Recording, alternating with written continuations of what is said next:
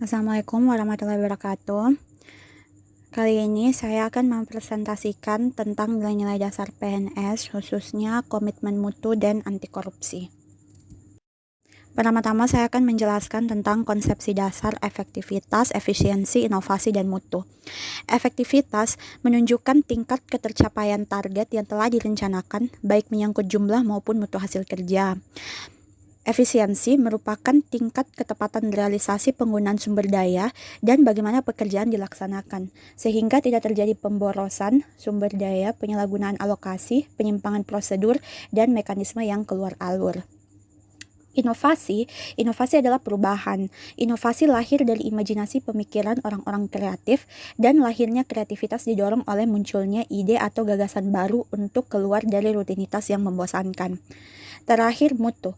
Mutu mencerminkan nilai keunggulan produk atau jasa yang diberikan kepada pelanggan atau customer sesuai dengan kebutuhan dan keinginannya, dan bahkan melampaui harapannya. Mutu merupakan salah satu standar yang menjadi dasar untuk mengukur capaian hasil kerja. Selanjutnya saya akan menjelaskan nilai-nilai dasar orientasi mutu.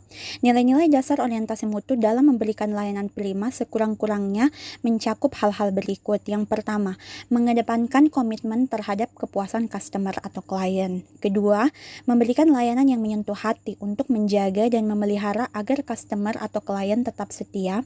Ketiga, menghasilkan produk atau jasa yang berkualitas tinggi, tanpa cacat, tanpa kesalahan, dan tidak ada pemborosan. Keempat, beradaptasi dengan perubahan yang terjadi, baik berkaitan dengan pergeseran tuntutan kebutuhan customer atau klien, maupun perkembangan teknologi. Kelima, menggunakan pendekatan ilmiah dan inovatif. Menggunakan pendekatan ilmiah dan inovatif dalam pemecahan masalah dan pengambilan keputusan. Yang keenam, melakukan upaya perbaikan secara berkelanjutan melalui berbagai cara, antara lain pendidikan, pelatihan, pengembangan ide kreatif, kolaborasi, dan benchmark. Pada slide berikut dapat dilihat aktualisasi nilai-nilai dasar komitmen mutu. Jadi bisa dilihat poin-poin berikut perubahan dari menjadi. Yang pertama, orientasi kepada peraturan berubah menjadi orientasi kepada publik. Cara kerja ABS, rutinitas dan asal-asalan berubah menjadi orientasi kepada mutu, bekerja secara baik dan benar. Sikap pasif berubah menjadi sikap dinamis, proaktif, dan inovatif.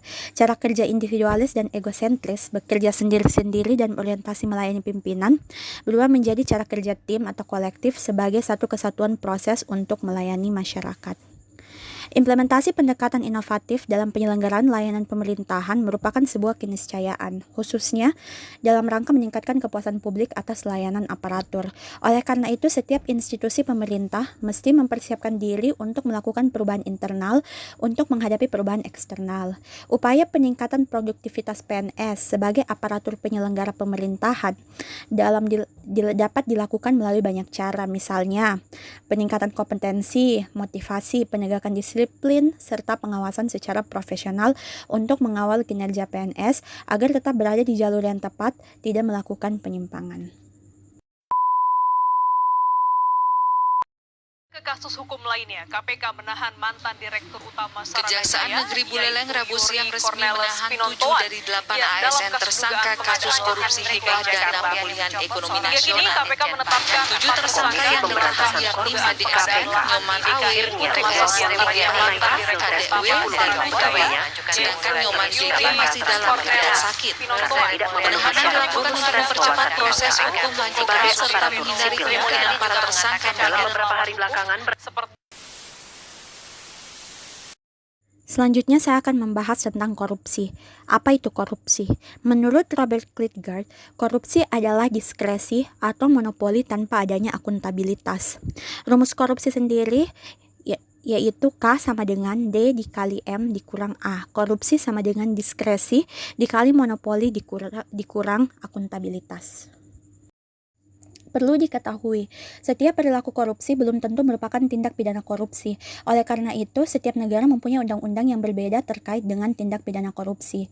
Di Indonesia sendiri, Tindak pidana korupsi diatur dalam Undang-Undang Nomor 31 Tahun 1999 Jo Undang-Undang Nomor 20 Tahun 2001, di mana dalam undang-undang tersebut terdapat 7 kelompok tindak pidana korupsi yang terdiri dari 1. Kerugian keuangan negara, 2. Suap menyuap, 3. Pemerasan, 4. Perbuatan curang, 5. Penggelapan dalam jabatan, 6. Benturan kepentingan dalam pengadaan, dan 7. Gratifikasi. Salah satu cara untuk mencegah tindak pidana korupsi yaitu dengan membangun sistem integritas. Beberapa langkah untuk membangun sistem integritas, yang pertama adalah reframing culture. Salah satu contoh reframing culture adalah upaya mengubah orientasi dari perilaku korupsi yang berbentuk kolusi. Unsur-unsur yang membentuk kolusi baik perilaku, ucapan, emosi maupun pikiran, atau kita sebut sebagai konten, dilakukan perubahan atau dikembalikan orientasi atau konteks menjadi gotong royong yang sebelumnya telah menjadi budaya yang sangat kuat di masyarakat Indonesia. Yang kedua adalah seeding of integrity.